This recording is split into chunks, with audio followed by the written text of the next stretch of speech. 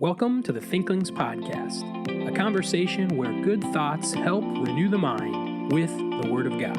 I'm Charlie Carter, and I'm here with Tim Little and Andy Stearns. Let's jump into the conversation. Welcome to the Thinklings podcast. In today's episode, the main content is Andy answering a question that he received in class about discernment. Is that right? Mm-hmm. Sort of, yeah. Awesome.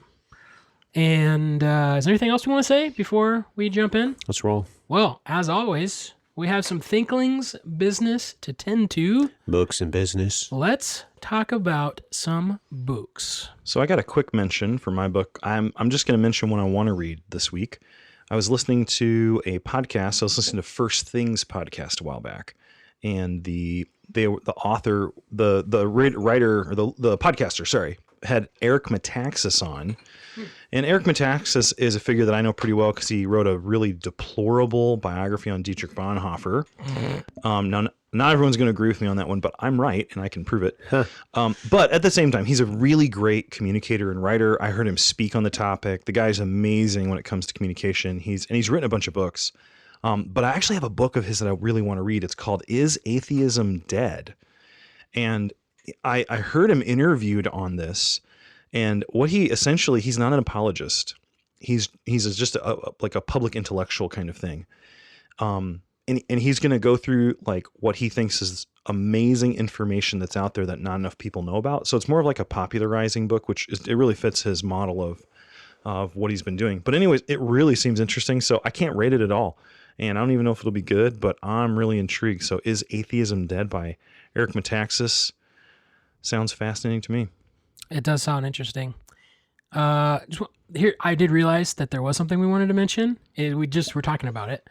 But it fits in Books and Business because it is a Books and Business sent in from Pastor Ben Simons up in Minnesota. What's up, Ben? And just a reminder that if you have completed a book and you'd like to email us a short blurb about it and give it a rating, we are, I think, now in a better position to actually mention those. So, what happened was I had an iPhone that would give me notifications of those emails, and then I got a new phone, and so for a very long time I wasn't seeing emails come in. It's a really good system Yeah, I actually see them, which is good. So 2 books from Pastor Ben, and then I have a book as well.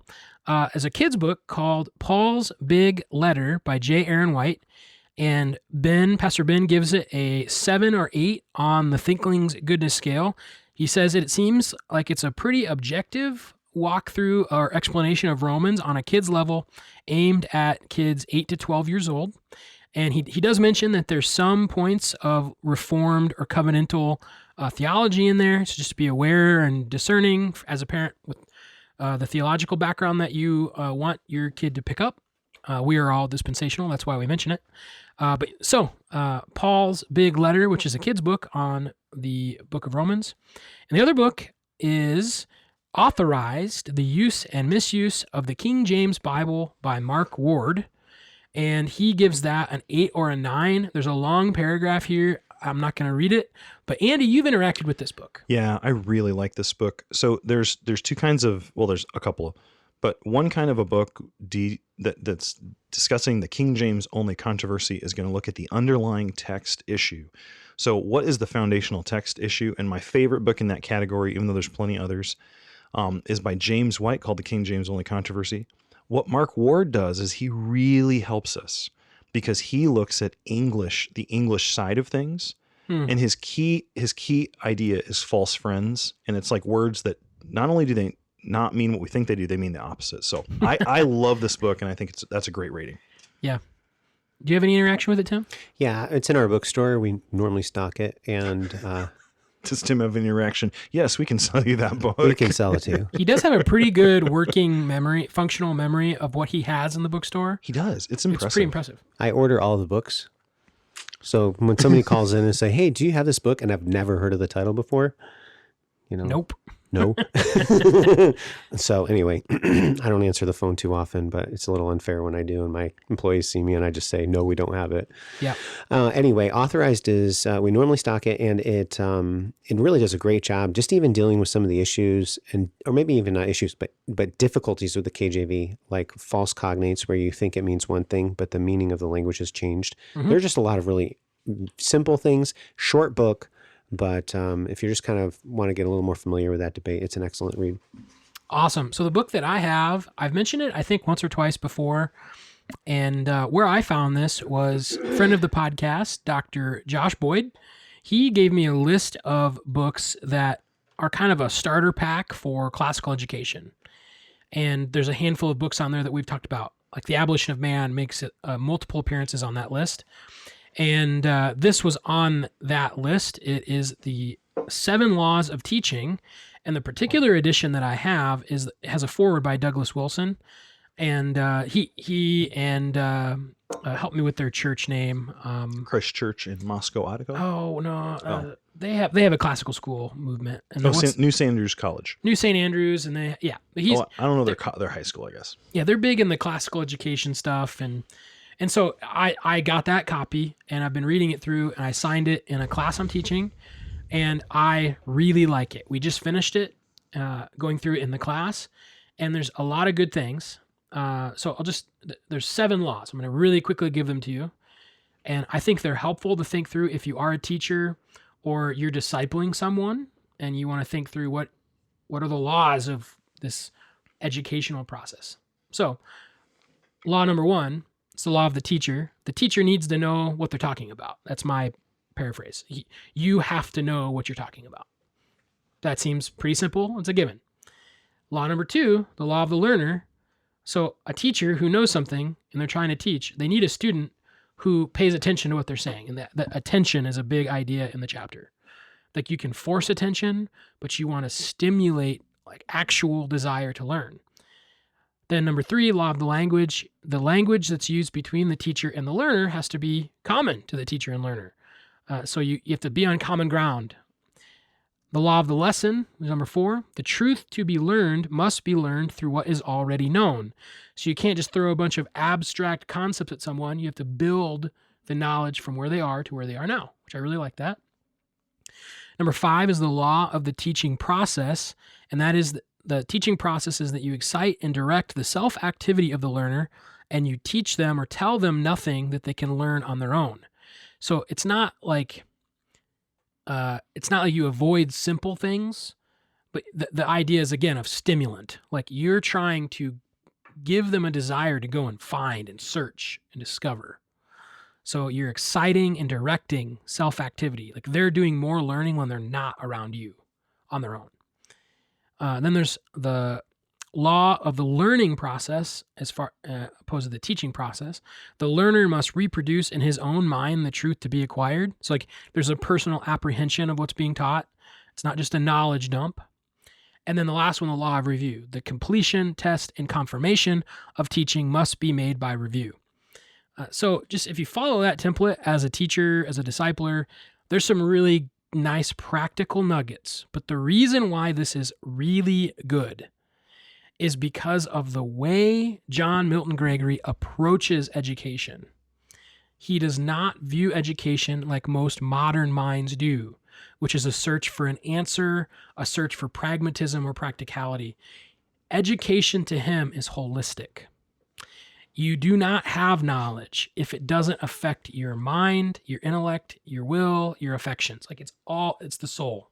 Mm-hmm. And he's Christian, and pretty much every law he applies in a specifically Christian field. Now, I don't know exactly his personal Christianity, where he was doctrinally, how fervent or similar we would be, but he definitely hits on some things that are really good. There are a lot of nice quotes in here. Let me look at the time. I'm just going to really quickly, there's a portion where he talks about the moral intellect. So the intellect, which is like your intelligence, and the moral intellect. So like a modern mind would disconnect those ideas. Like a thought is a thought. There's not morality to it. And he's like, that is dumb.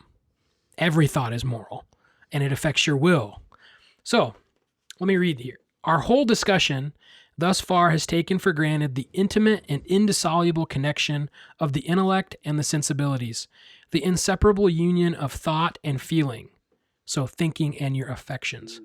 To think without feeling would be thinking with a total indifference to the object of thought, which is absurd.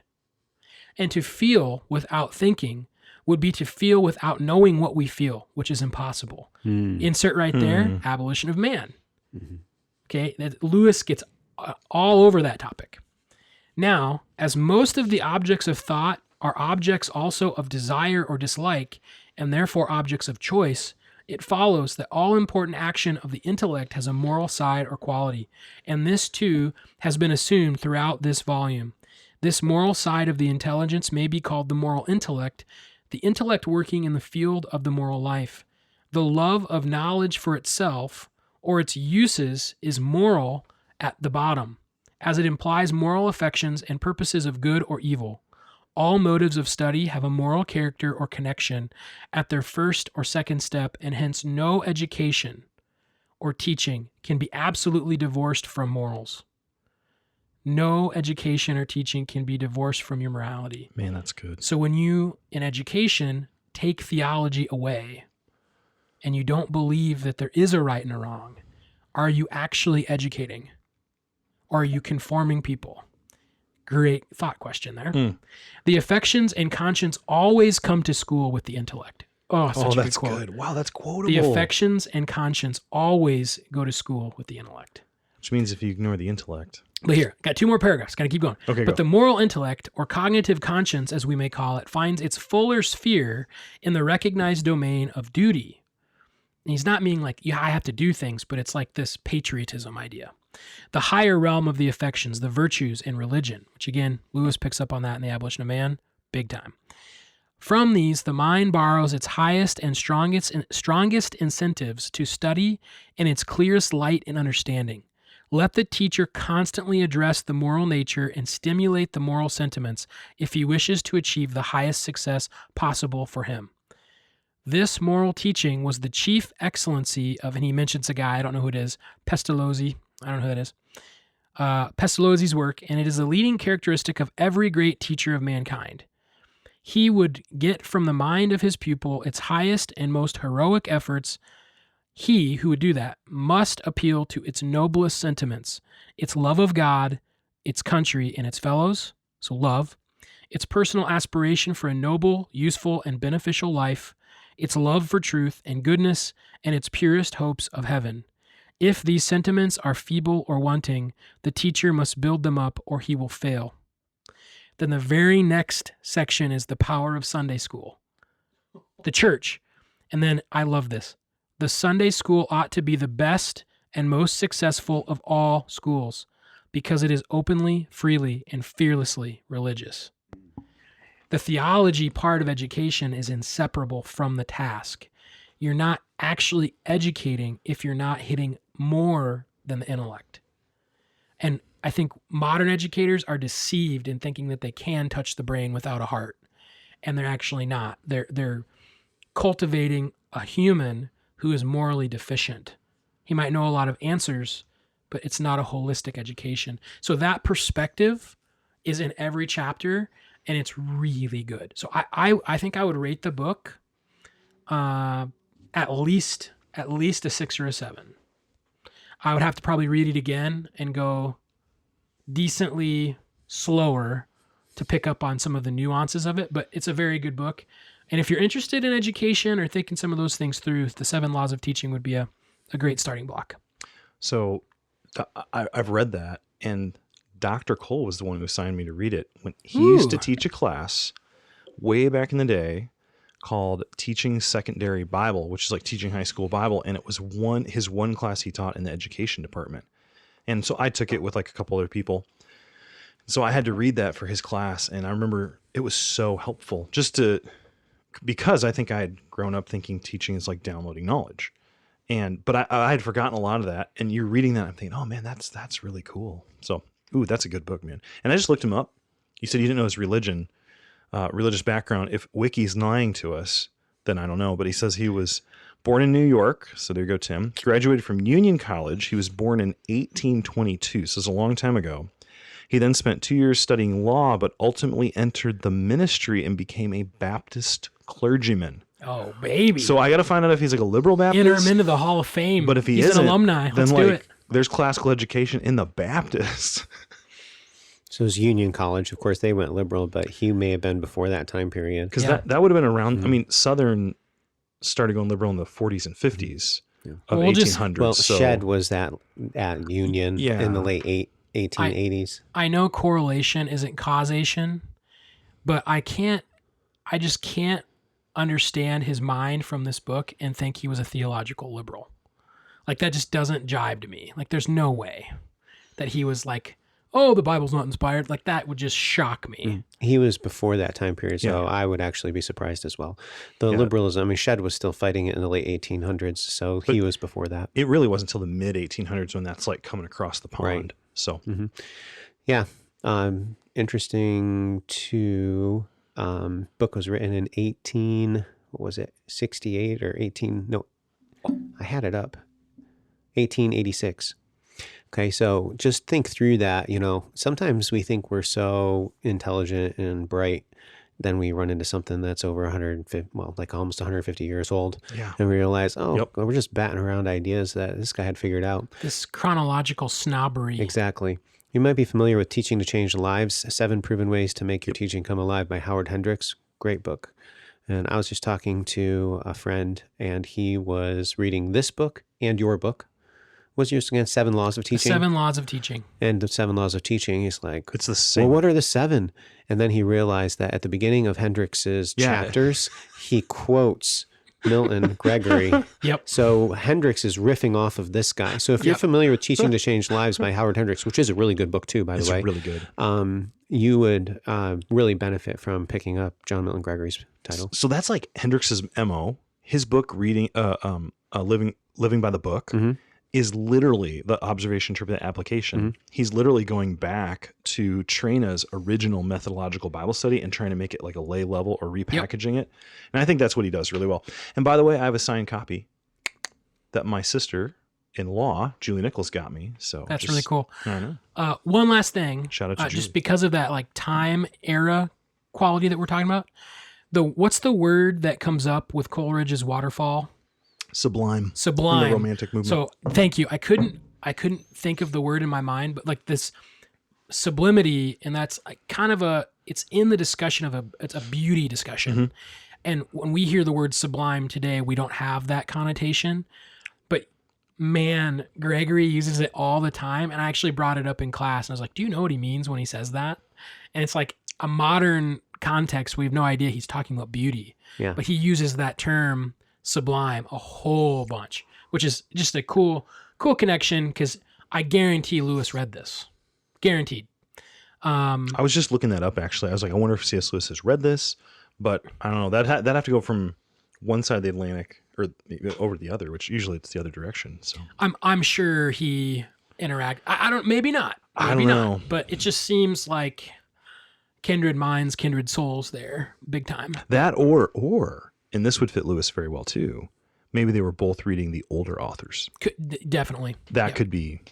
Which that also happens too. They make references here to things and you're like, Google it. You can figure out what they're talking about. But all of their illustrations are either biblical or from a great work of literature. There's like no entertainment.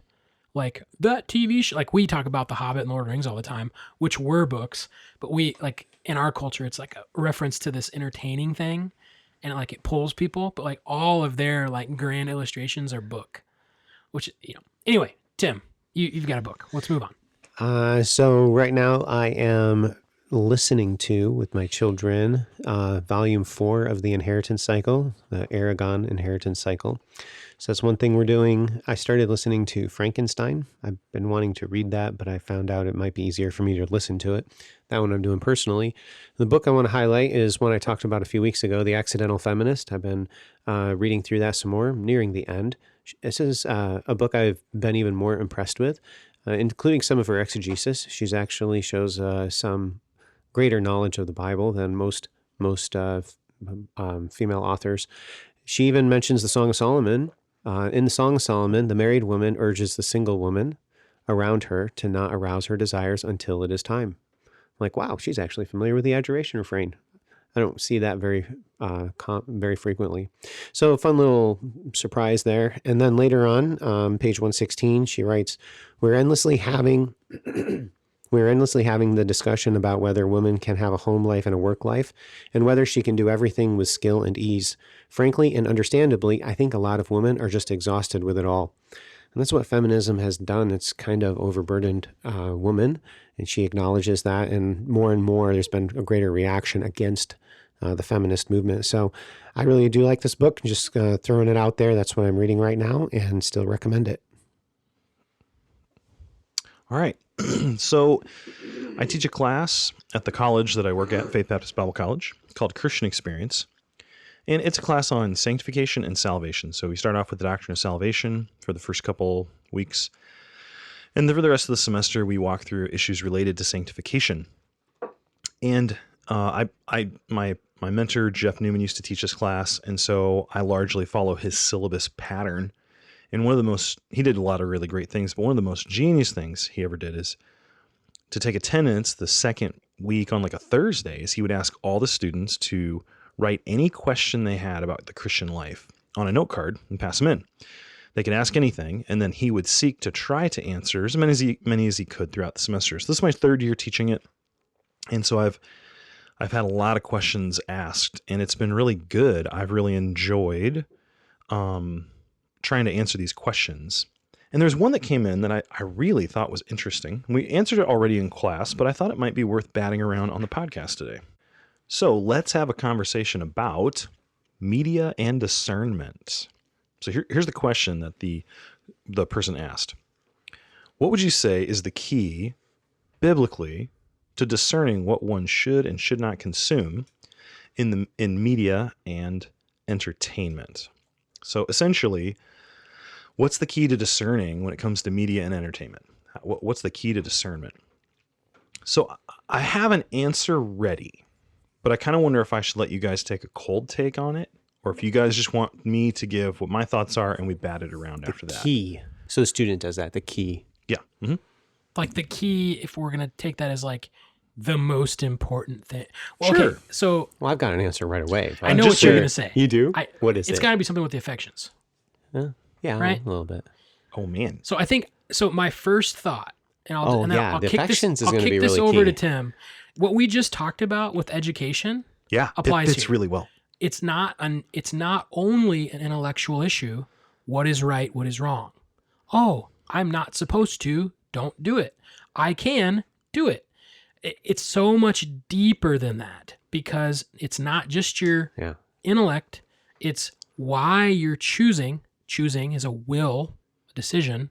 Why you're choosing, and that's probably because you love certain things. So it's a holistic decision. So how do you grow in all of those things? But And then, connected to that, how does whatever you're watching affect you? How Bingo. does it shape your affections?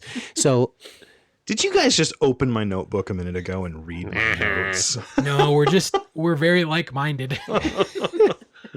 I was going to go to the fear of the Lord. Like if they wanted a key, okay, well, let's just go straight to the fear of the Lord. So that's where, but I've been studying that a lot recently. Proverbs chapter 2, Job 28. And we do have all the way back in the annals of this podcast, episode 3 or 2 was about the fear of the Lord. Yeah. I think it was like episode 6 or 8, but they can look it up. There. I'll look it up. Tim, you keep talking. Oh, am I supposed to keep going? Oh, if you're done, then I'll jump in. I just wanted to I want to hear cold really quick before I can give you an illustration. Sure, go ahead. So we were reading, and then I'll jump in. We were listening through the first Aragon book, and there was a guy-girl relationship, and I could tell that it was going a certain spot, and I was listening to this with my kids, so I just kind of turned it off, and then I went back through and I listened to it, and it wasn't graphic. It wasn't, okay, the words weren't bad words, okay? Can I say it another way? But it made you want what they were doing. And so it was horrible. So another way to say that, it wasn't blatantly wrong, Yes. but its unintended consequences Yeah, could it lead shaped. you somewhere. It was it literally was very affections shaping. And so there was no way I wanted my kids to like hear that or listen to it unless, and I thought about doing this with them, maybe like the older one or when they're older, just say, look at how they're communicating that and what it's doing to you. So, but I haven't revisited it. Oh, you were right. I'm wrong. Learning the fear of the Lord. So episode 2 was Don't Read Into This Title, which was about authorial intent. Oh, so good. Episode 4, Where Mentoring Came From. Oh, yeah. Man, we had some doozies back then. Those were good. Yeah. Back in 2020 when We didn't COVID really was a know thing. what we were doing and still figuring stuff out. So I have one more thought. Go for it. And I was going to say that you did the exact same thing that I was going to do, where there are, and I recognized this morning, there was something that I wanted to do, and you could never tell me that is definitively wrong. But what made the decision to me was the way I was affected about the decision. Why do I want it? How strong do I want it? Where are those affections leading you? And that became the decision maker. It was effectual. That was the key. But there's other times where the affections are irrelevant because you know it's blatantly wrong. But so anyway, I don't know if that helps, but I'll kick it. This back over. is so amazing. This is just wonderful, guys. Okay, so now I'll just tell you how I answered, and you're gonna see like it's like Venn diagrams that almost look like the same circle. It's like we've talked about this before. So as I was thinking it through, I ended up coming up with essentially 3 questions that you end up asking when you're in a situation like that. And so maybe for the listener's sake, I've got like a couple of example questions you might have. So should I steal something? So the issue of theft, that'll be on the table for something we'll discuss. Should I watch the television show House Hunters? You guys know what House Hunters is? Mhm. It's like that. They look at 3 houses and No, but that's okay. Keep going. I'm familiar with this that. I've never couple, watched just it. very quickly, this couple shows up and there's a realtor and they look at 3 different houses and they compare them and then they narrow it down to the one they're going to buy. And then they show them moving in a couple months later. And it's fine, but there's an international version where they're like in Europe. It's kind of cool. Should I listen to music with explicit lyrics? That would be like swear words or immoral words or describing immoral actions or evil actions. And then lastly, should I play video games? And that could be on your phone or on your computer. So I didn't lead off with those. This was more like organic as I was answering it in class. But it occurred to me that the first question, Charlie, I bet you can ask. You just said this, but I'll just ask you. What's the first question you think most college students will ask themselves when there's one of those issues on the table? What does the Bible say? Yeah, what does the Bible say? And essentially, now that's partly accurate. So you should, listener, you should say, what does the Bible say about it? But probably the question... It's not, maybe not partly accurate. It is accurate, but it's just not. Sorry, it is accurate. Sorry, If it says it, it says it. I'm on a little bit of low sleep, but Okay. You're correct. It is accurate. But what I actually want to point out is there's a problem with that question. Right. Okay. It's incomplete in some way. Right. That's Generally, I think the question they're asking is, what is wrong with this? And that's what you literally just said. So in 3 questions that you would ask in a discernment situation, the first one you're going to ask is probably what's wrong with that? And so when you say like this, what's wrong with this? What's wrong with that? You're pointing at the actions. Like, what's Video wrong games, with watching the music show? with explicit lyrics, House Hunters, theft, that sort of thing. So what was wrong with that? So let's start with watching House Hunters. And generally, what this is going to lead you to look for is what you were saying. You said blatant errors, objective. Yeah, and I would say that if you're asking, is it biblical, and you're looking at the question, what is wrong with it? Probably the parts of the Bible that you're thinking of are prohibitions, like thou shalt not statements. But Andy, all things are lawful for me. Oh, that's coming in my third question. Oh, okay, good. Yeah, no, that's good. So generally, like, is there anything wrong with watching like a couple go and pick out a house? I mean, unless it's like a whorehouse, no. You know what I'm saying? Like, it's not like, maybe I shouldn't say that. should be okay. It should be okay. All right. Is there anything wrong with... Kind of boring if you ask me, but whatever. Yeah, well... Keep going. Sorry. Is there anything wrong with stealing? Yeah. Yeah, that one's pretty easy, right? Yeah. 'Cause there's a thou shalt not steal. Yeah. Anyways. So that one I've got a clear prohibition to not do it. But if I only ask the question, what's wrong with, do you know what I can do every single time almost? I can justify it. Mm-hmm. Even the stealing, I bet you I could tell myself I'm just borrowing it temporarily and I'll put it back. Mm-hmm. So what I'm trying to say is that it is a good question to ask, like, what is wrong with this thing? But if that's all you ask, it's kind of limiting you to the part of the Bible that you're going to be looking at. So I think another question you should ask is just flip it around. What's right with that? Okay. So thieving, that's off the table. We got a clear prohibition against it. Let's talk about video games. What's wrong with video games? What's wrong with like playing Madden? What are we up to? Madden 29 and a half or I don't even know. Madden 5,000? I don't know. I don't play football games. It's been a few years.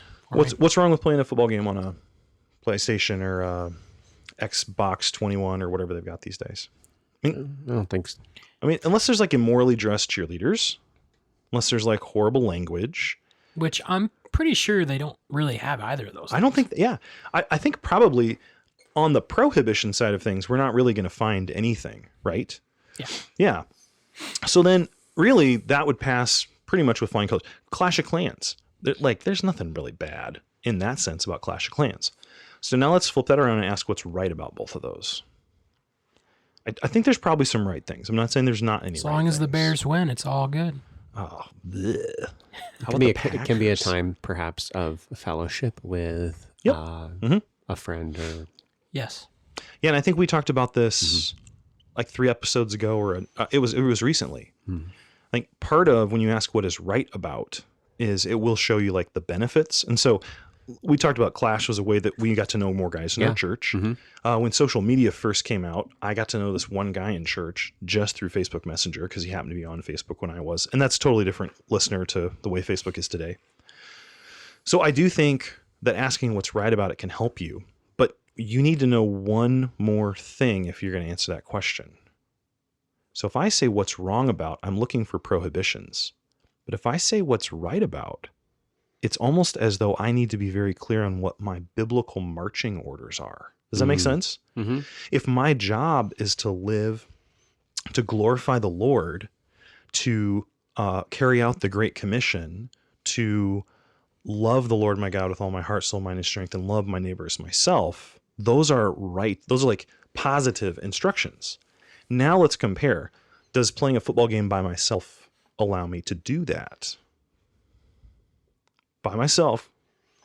Maybe enhancing my skills for our fellowship later so that I can beat my buddy more thoroughly. Ooh, this is good. Okay.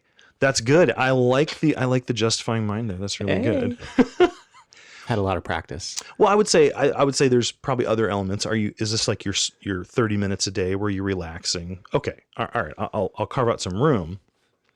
Are video games relaxing? Well, to disconnect, whatever you want to say. To the extent that they're distracting, maybe. I'm going to say though that I don't think they're actually helping me in the Great Commission. I don't think they're actually helping me necessarily love God. I don't even think they're helping me to see the glories of his creation. Granted, a human being did have to create that. Now let's shift to house hunters. What's right about house hunters? Especially if it's like the European one, I'm like looking at God's creation and I'm like amazed by it. So maybe I've got a little bit more of a pass there. But do you see how like if I'm asking these questions at a certain point, it could sound like I can't do anything. So I'm trying to figure out how to avoid that. If I ask these questions, I may not be able to do anything, but no, maybe I need to have that on the table. So I think I've got a third question that helps us. So number 1, what's wrong with this biblically?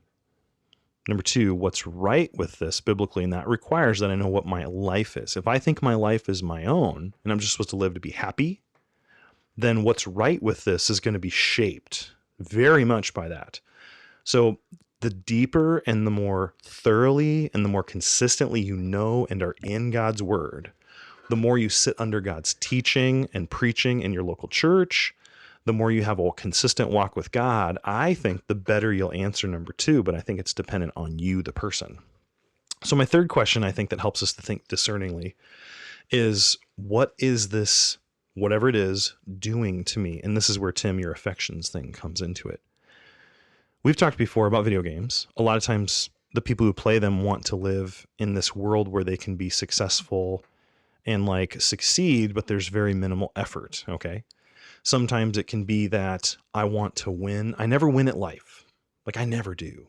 But if I play my video games, man, I'm the winner. So I think that that could be cultivating pride, right? I don't think House Hunters is necessarily sin, but in my own life, I noticed something a while back. Every now and then we'd watch it, and it was kind of fun because we can't travel. We don't have money to travel. We have small kids that make it hard. But it's kind of fun to watch someone buy a house in like Europe or somewhere else. It was probably when I was doing that contentment series, is my guess, a couple seasons ago. But I noticed that while I don't think there's anything sinful about watching people buy houses, and I think it's glorifying to God to see how great the whole globe looks that he created, I did notice that what the show was doing to me was cultivating a discontent in my current situation. And so here I am looking at my house, not really liking it as much, looking at my current setting, not liking it as much. And so it began, I wouldn't say that the show was wrong. I want to be clear about that. But it began to do something in my soul that I saw wasn't good. So for a time, I quit watching the show. Now, doesn't that sound kind of embarrassingly silly? You're watching this stupid house buying show, and now I'm like, oh man, I've got to like put that down. It's humbling. Go ahead. Well, and just to point out, all of those shows, and you could enter into the discussion, all of those movies, Yep. all of those songs are designed to cultivate that. Yeah. Because they're want selling you to something. consume them. Yep. They're trying to get you to want it. Yeah. And some of them, those producers, are really good at what they're doing. Yeah. They can really cultivate your affections. Now, I would say, I think for me, it was a personal issue. And I think what I want to point out here is that sometimes there is something that one person you know will abstain from for a reason. So for me, I kind of quit watching them for a while and thought about what was going on inside. And that was good. Now I can watch it now. I'm fine. But I think imagine the difference though, like if I only ever asked the question, what's wrong with this? I would never, ever get to that point in my spiritual walk.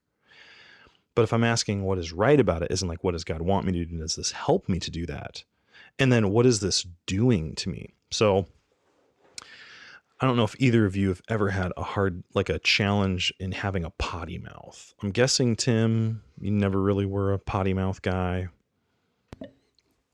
Yeah, I don't know. I'd have to ask my mom. I don't remember. That was a long time ago.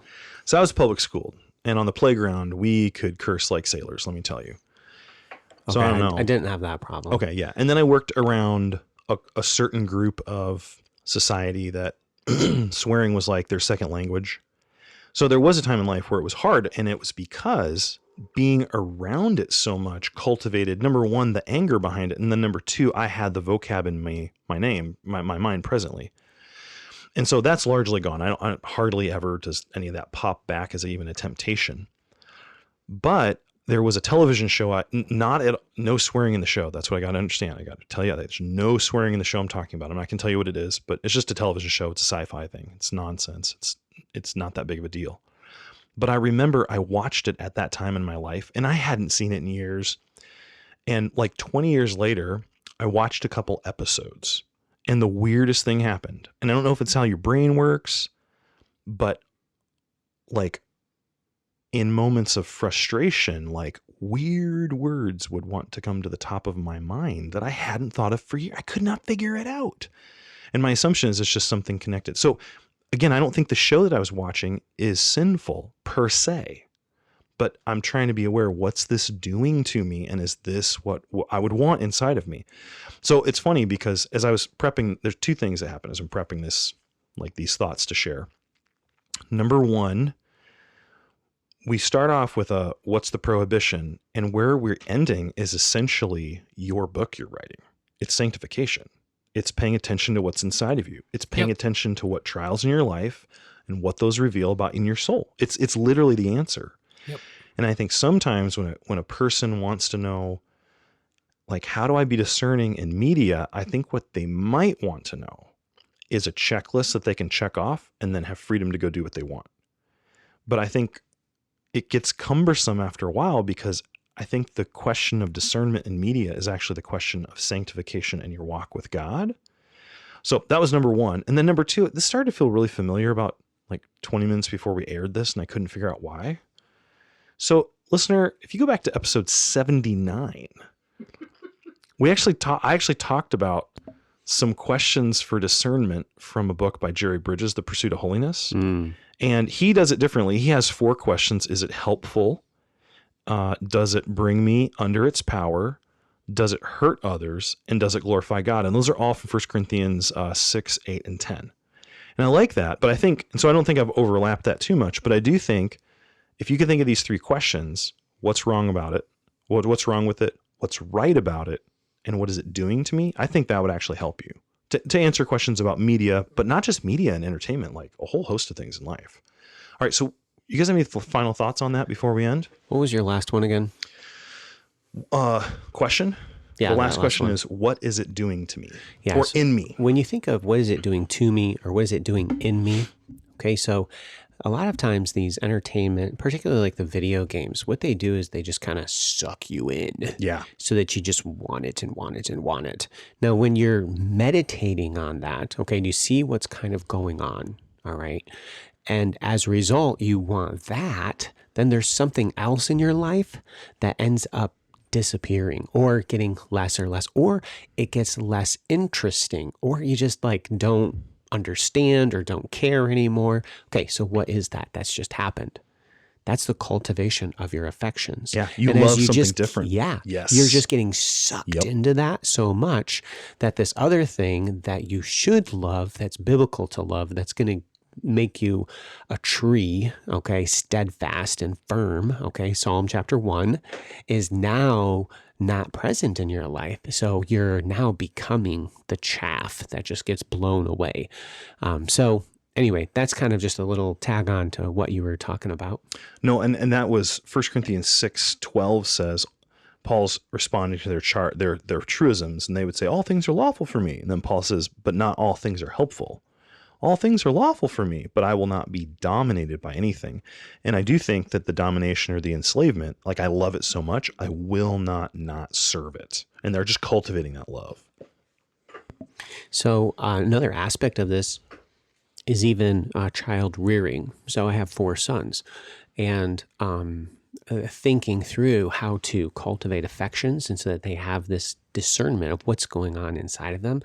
As a parent, I would just encourage you to think through video games, particularly. Children typically, I don't know, you can, I guess, evaluate your own kids. I'll speak for my own and from my own personal experience growing up. It's like letting a 2-year-old play in the street if you're letting an 11 or 12-year-old boy, play, I don't know, some kind of console game, all right?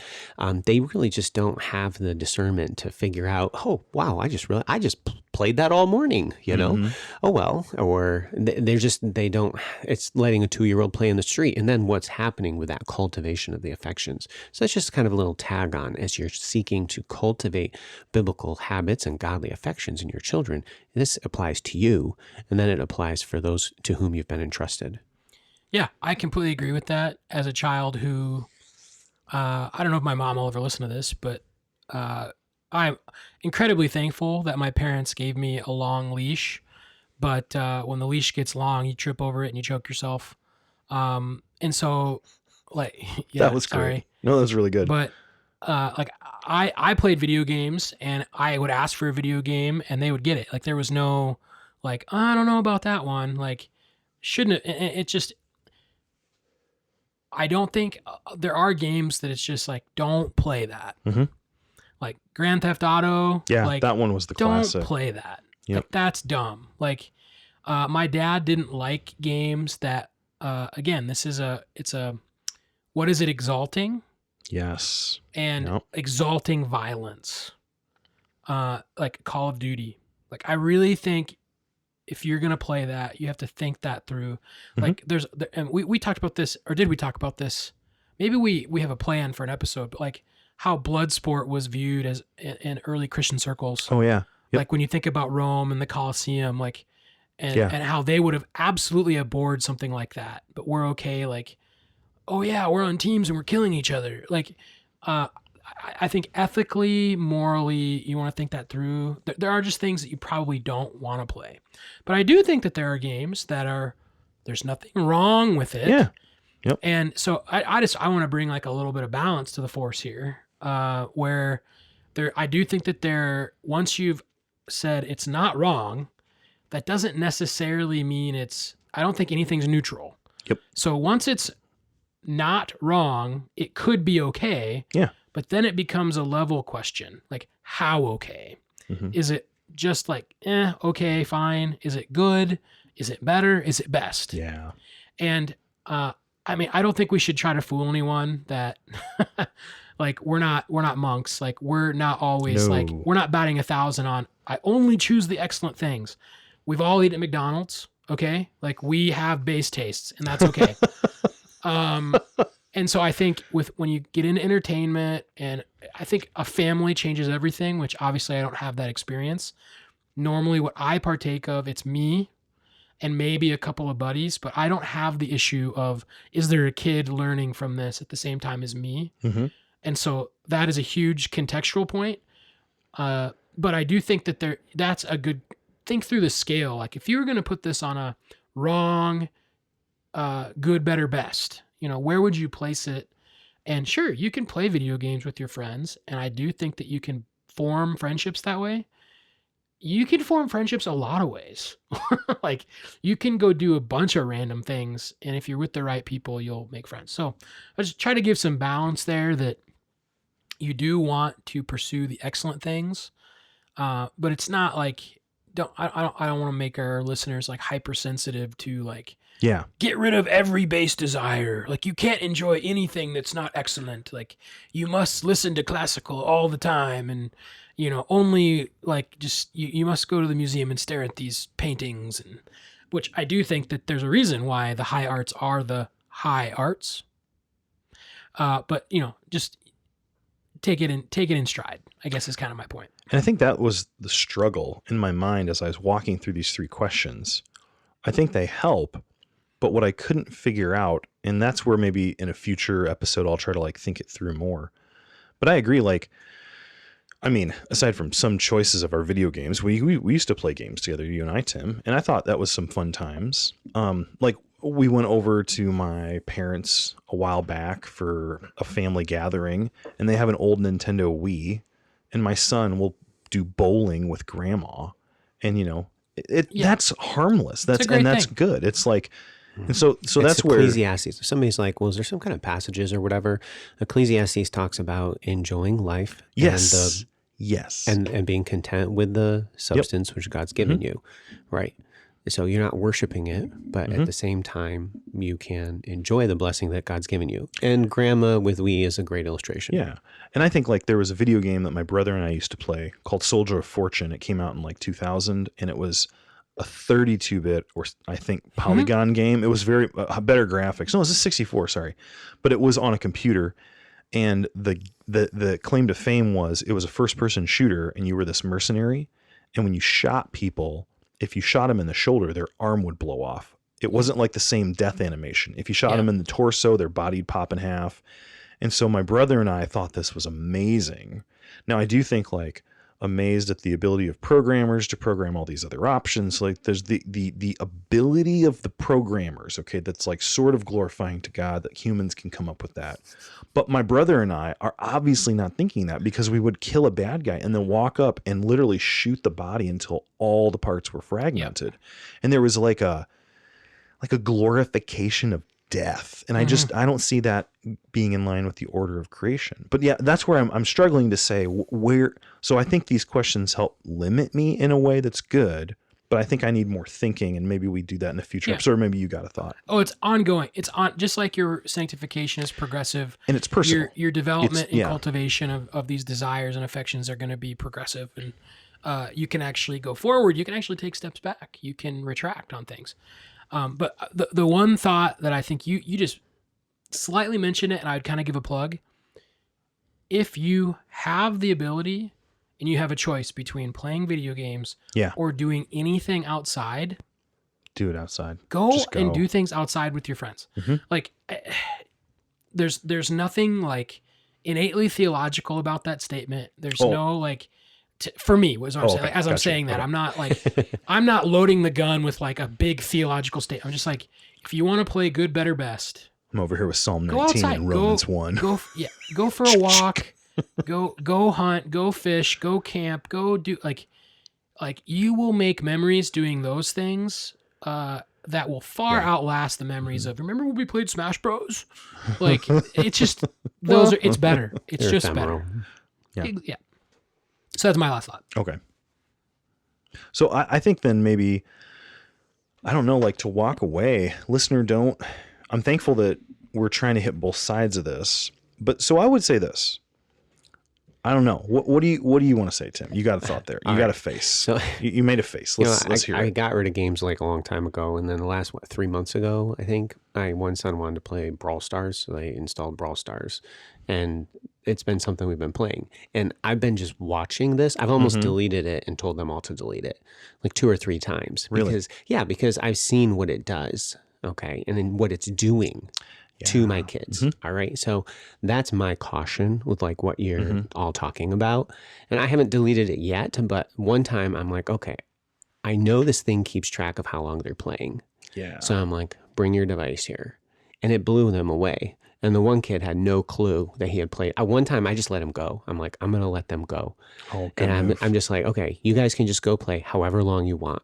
Okay. And they just went and went and went. And then the one kid, he just kept playing and playing and playing. And I'm like, how long do you think you played? You know, and he was off by like 2 hours or something. So that's what I'm talking about with the whole letting little kids go play in the streets. And then is this even something that I should be encouraging with my kids? You see what I mean? Yep. So anyway. And so when I answered this in class, one of the comments I made near the end was, would it be wrong for me if I have like one of the students, they know I like StarCraft. And so one of the students said, hey, would you play StarCraft again? And I said, oh yeah, I'd totally play it again. Number one, it's super strategic. I love that game. Number two, it's a social game. So I would probably be playing you, or maybe if we got you a copy, I'd be playing you. And I like that. But then I said, however, the main issue now is that like I'm super busy. So when I go home at night, should I spend 2 hours playing StarCraft when the only time I have to spend with my wife without kids is after they go to bed? Like, and as a professor, if I'm not spending time with my wife, should I be reading a good book that would help me be a better professor if that's the ministry God's called me to? Now, the problem for me is that we're talking about video games, which I've removed from my life. But if we bring up something else like YouTube or whatever, I'd have to think through my life. And I think that's what I'm trying to get at is there are some things that in and of themselves don't sound like they're sinful, but because of my personal sinful heart, I might need to deny that and give that up. So I'm with you ish. So connecting to like Charlie's thing and with games specifically, on Tuesday night, I go to the local game store, Game Castle, and we play a game called Star Wars Legion where we have just a fun time with some of the local guys that play the game, and I bring my kids with me. There is a social component to that, which is relaxing and fun. That's totally different than the experience of playing Brawl Stars with my kids, by the way. I'll play Brawl Stars with my children. Okay. So there is a qualitative difference between those two things. And I would honestly say that the Legion thing is okay. I don't have a problem with that. No, at I all. would agree with you. I think there's really good value. Whereas the whole video game Brawl Stars thing, I have some concerns for that. Yeah, and I will say the only thing, and then I think we better wrap up, is the culture connected to it. So if there was I have a friend who gave his kid a skateboard and built him a half pipe in the backyard. And he didn't understand the rebellious, sinful culture attached. And he looks back and regrets to this day. But you at the game store with your kid, that's totally different. And if it was, you yank them because you're there with them. Right. So what do you do? Listener, what do you do? I would say let's leave ourselves with a word from Paul. Romans chapter 12, verse 1 and 2 says, I appeal to you, therefore, brothers, by the mercies of God, to present your bodies as a living sacrifice. And I think that the bodies there is like your whole life. Okay, it's like give your whole self to God as a living sacrifice, holy and acceptable to God, which is your spiritual worship. Don't be conformed to the world. Be transformed by the renewal of your mind, that by testing you may discern what is the will of God. That is, that what is good and acceptable and perfect. Paul goes on to say a lot of really great things. I just want to leave you with verse 9. Verse 9 is a great verse. Let love be genuine. Abhor what is evil. Hold fast to what is good. So as you look at entertainment, as you look at ways to relax and enjoy your time, ask yourself this question. Is what you're enjoying evil? And are you holding fast to that which is evil? Or are you abhorring what is evil and clinging to what is good? Thank you for listening to this episode of the Thinklings podcast. We would love to hear from you. If you have any feedback, suggestions, or potential topics that you'd like us to discuss, you can contact us through our email, thinklingspodcast@gmail.com. Remember, don't let this conversation end with this podcast. Read good books, talk about them with your friends, and always continue to cultivate your mind. See you next time on the Thinklings podcast.